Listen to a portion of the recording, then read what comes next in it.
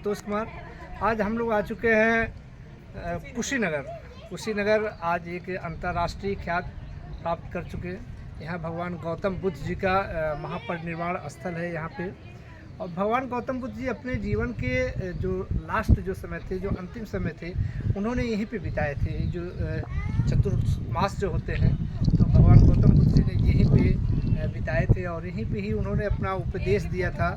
और उपदेश के दौरान जो भी उनके अनुयायी थे, जो शिष्य थे, यहीं पे बैठ के उपदेश दिया करते थे और उपदेश देते थे। और दूर दूर तक उनकी जो ख्यात थी, जो उनकी कीर्ति थी, वो फैली हुई थी। भगवान गौतम बुद्ध जी का उस समय बौद्ध धर्म अपने पराकाष्ठा पे था और बौद्ध धर्म के अनुयायी देश विदेश से यहाँ पे आते थे और भगवान गौतम बुद्ध जी को उनकी जो प्रवचन थे आज सुनते थे। लेकिन उन्होंने अपने जीवन के जो अंतिम जो समय थे, वो यहीं पे ही बिताए।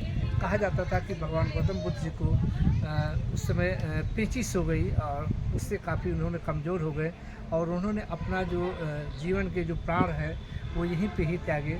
तो ये जो हमारे बौद्ध धर्म में जो मान्यता है कि उनके जन्म का और उनके जो गृहस्थ जो जीवन था उसको त्यागने का, और गृहस्थ जीवन त्यागने के बाद जो एक जीवन था कि अब जो दीक्षा जो 5 जो बौद्ध भिक्षुओं को दिए थे, और उसके बाद ये सबसे ज़्यादा महत्वपूर्ण माना जाता है कि भगवान गौतम बुद्ध जी ने यहीं पे भी अपने प्राण त्यागे थे।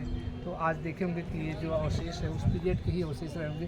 अभी इस चैत के जस्ट पीछे काफ़ी बड़ा चबूतरा है जहाँ बैठ कर भगवान गौतम बुद्ध जी ने उपदेश दिए होंगे। तो आप लोग जब भी आए तो एक बार ज़रूर यहाँ पे आके चीज़ें देखें। आज भी कहीं न कहीं उस कार्यकाल की जो चीज़ें हैं वो अवशोषित हैं। देखने से भले ही आज ये खंडहर के रूप में तब्दील हो गई हैं, क्योंकि ये आज से हज़ारों वर्ष पूर्व की ये सब चीज़ें हैं। तो यही क्या है कि कम से कम संरक्षित किया गया है और ये यूनेस्को द्वारा ये संरक्षित किया गया है इसको। तो आप लोग जब भी आइए कुशीनगर, समय निकाल कर ज़रूर आइए और देखिए। जय भगवान।